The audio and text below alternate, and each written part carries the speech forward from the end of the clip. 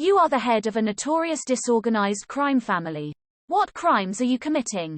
Identity theft while signing our own names. Stealing your own identity. The old copying your mate's homework including their name routine. Opening fraudulent credit card accounts in your own name and then buying expensive electronic items to be delivered to your house. Reverse identity theft. Take my personal information. Take it. Don't laugh. I used to work for a 7-Eleven in NY before driver's licenses were photo IDs. In order to card people buying alcohol, we'd often ask them to sign their names and compare the signatures. I did it to one guy and he signed his real name, not the name on the license. Trying to email scam members of the royal family of Nigeria. I am a deposed American prince. To be fair, it's not that bad a strategy. They'd probably believe you as they've been in the same situation themselves. Believe it or not, I actually tried something similar to this to get even with another kind of scammer. I don't know how common this scam is, but somebody will call you and claim to be from Microsoft and say that there is something wrong with your operating system or have a virus or something.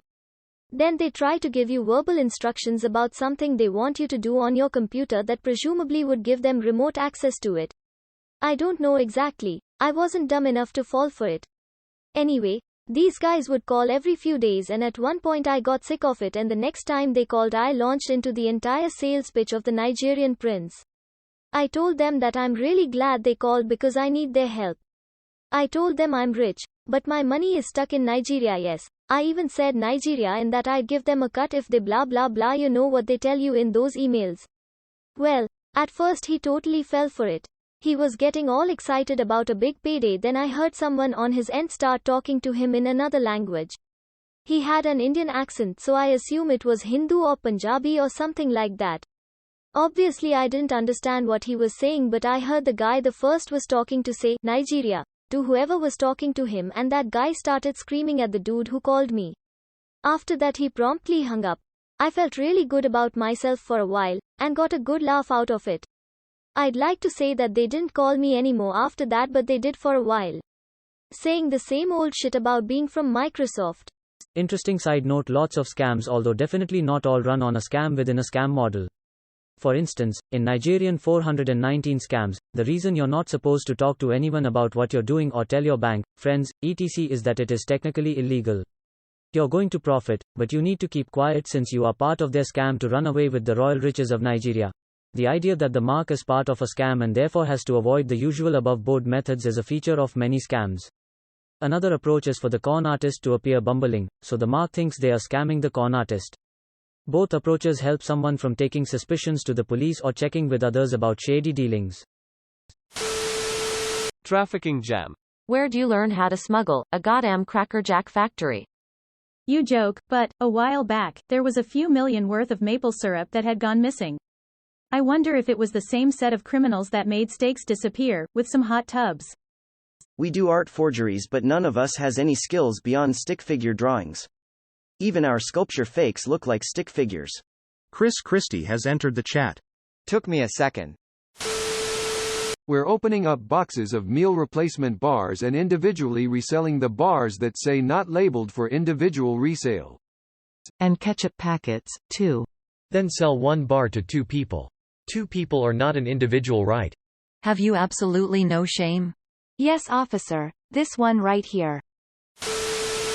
Showing up to buildings that have already burned down saying nice place you got here, be a shame if anything happened to it.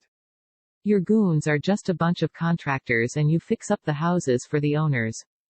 How to offend locals outside Notre Dame. I would ask 15 different goons to whack the same guy and they'd all forget to do it. Order your goons to whack someone that has already died years ago of natural causes. Shoulda put it in their calendars. You forgot to send the meeting invite again, huh? Unintentional tax fraud, because we messed up our income declaration. In the box marked "Do not write in this box," the accused wrote "Okay. I declare income. I think I'd rather take my chances with the mob than the IRAs. Even the Joker don't mess with IRAs. In the US, if you make a mistake in good faith, it is not considered tax fraud. IRS agents will work with you directly to rectify the situation and get you squared away. So for the purposes of this question, you didn't even commit a crime.